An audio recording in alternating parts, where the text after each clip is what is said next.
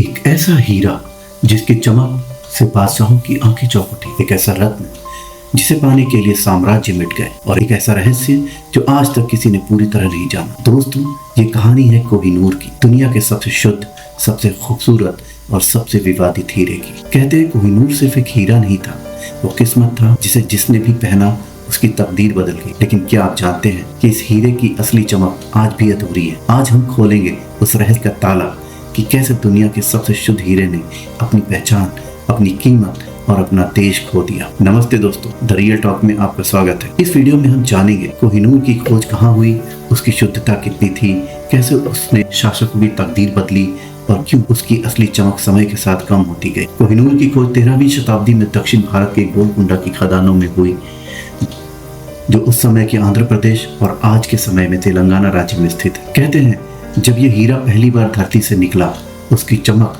सूरज की रोशनी को भी पीछे छोड़ देती थी। कोई जानता नहीं ये हीरा किसने निकाला और किसके हाथों से निकला, लेकिन कहा जाता है जिस हाथ ने इसे छुआ उसकी किस्मत कभी शांत नहीं रही।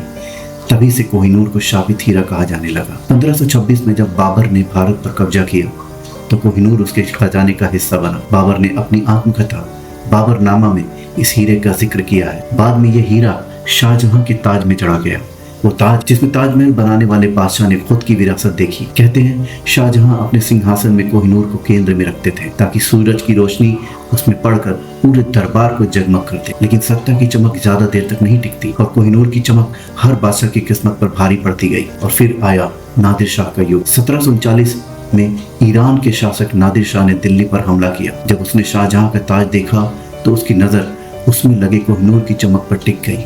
कहा जाता है जब उसे यह हीरा मिला तो उसने आश्चर्य में कहा कोहेनूर। फारसी के दो शब्द से बना कोहेनूर, कोहे और नूर।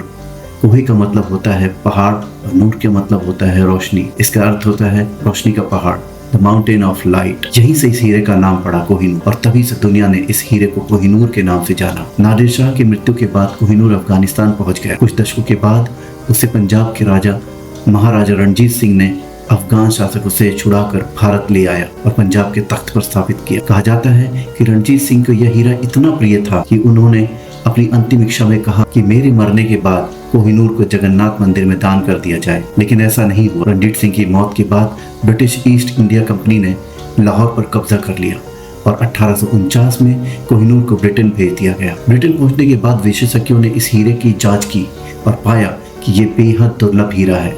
यही कारण है कि कोहिनूर की पारदर्शिता और चमक साधारण हीरों की तुलना में कई गुना अधिक थी। कहते हैं इतिहास गवाह है कि जब जब कोहिनूर को किसी पुरुष ने धारण किया है उसका अंत बर्बादी में ही हुआ है। शायद यही वजह थी कि अंग्रेजों ने उस रहस्यमय श्राप को समझ लिया था और तभी उन्होंने ये फैसला किया कि अब कोहिनूर किसी राजा के नहीं बल्कि उनकी रानी एलिजाबेथ के सिर का ताज बनेगा। इस तरह वो हीरा जो कभी भारत की शान था बन गया ब्रिटिश साम्राज्य की पहचान। जब कोहिनूर ब्रिटिश महारानी विक्टोरिया के पास पहुंचा तो उन्हें लगा कि ये इतना चमकीला नहीं है, शायद इसकी चमक को और बढ़ाया जा सकता है, और उन्होंने आदेश दिया उस समय के ब्रिटिश जेम विशेषज्ञों को कि इसकी चमक को बढ़ाने के लिए कुछ किया जाए। और फिर जेम विशेषज्ञों ने यह फैसला लिया कि इसको वेस्टर्न ब्रिलियंट कट में तराशा जाए। और फिर 1852 में 38 दिनों की लगातार तराशने के बाद कोहिनूर को दोबारा तराशा गया। इसका वजन जो कि 186 कैरेट था से घटकर 105.6 कैरेट रह गया, यानी लगभग 43% हीरा नष्ट हो गया। और इस कटिंग ने सिर्फ उसका वजन नहीं घटाया, उसने घटा दी उसकी आत्मा। वह कोहिनूर जो भारतीय धरती पर चमक की मिसाल था अब अंग्रेजी ताज का एक गहना बन गया था। आज कोहिनूर ब्रिटिश क्राउन ज्वेल्स में चढ़ा है। इसे देखने के लिए हर साल लाखों की तादाद में लोग टावर ऑफ लंदन पहुंचते हैं। उसकी कीमत का कोई आधिकारिक आंकड़ा तो नहीं है, लेकिन जेम्स एक्सपर्ट के अनुसार अगर आज इसे बाजार में बेचा जाए तो इसकी कीमत 200 से 400 मिलियन US$ के करीब होगी, जो कि अगर इंडियन करेंसी में बात की जाए तो 3000 से 6000 करोड़ रुपए के बीच की होगी। पर सच्चाई ये है कि कुछ चीजों की कीमत पैसों से नहीं इतिहास से तय होती है। कोहिनूर की चमक आज भी उतनी ही है, लेकिन उसका घर बदल गया है। भारत ने कई बार ब्रिटेन से इसकी मांग की है, लेकिन ब्रिटेन का कहना है कि इसे कानूनी रूप से प्राप्त किया गया है और वो ये देने से इनकार करते हैं। कोहिनूर सिर्फ एक कीमती पत्थर नहीं बल्कि भारत के गौरव, इतिहास और सांस्कृतिक पहचान का प्रतीक है। इसकी यात्रा हमें याद दिलाती है कि इतिहास सिर्फ जीत और हार की कहानियों से नहीं बना, बल्कि उन धरोहरों से भी है जिन्हें हमने समय के साथ खो दिया। दोस्तों, कोहिनूर आज भी ब्रिटिश क्राउन में है, लेकिन उसकी असली पहचान आज भी हिंदुस्तान की मिट्टी में दबी हुई है। वो सिर्फ एक पत्थर नहीं, वो हमारी सभ्यता, हमारी तकदीर और हमारी यादों का प्रतीक है। शायद इसलिए कहते हैं कि कोहिनूर की असली चमक उस दिन लौटेगी जब वो फिर एक बार सूरज की रोशनी में भारत की धरती पर चमकेगा। जाते जाते आपको कोहिनूर से जुड़े कुछ फैक्ट बताता चलूं दोस्तों।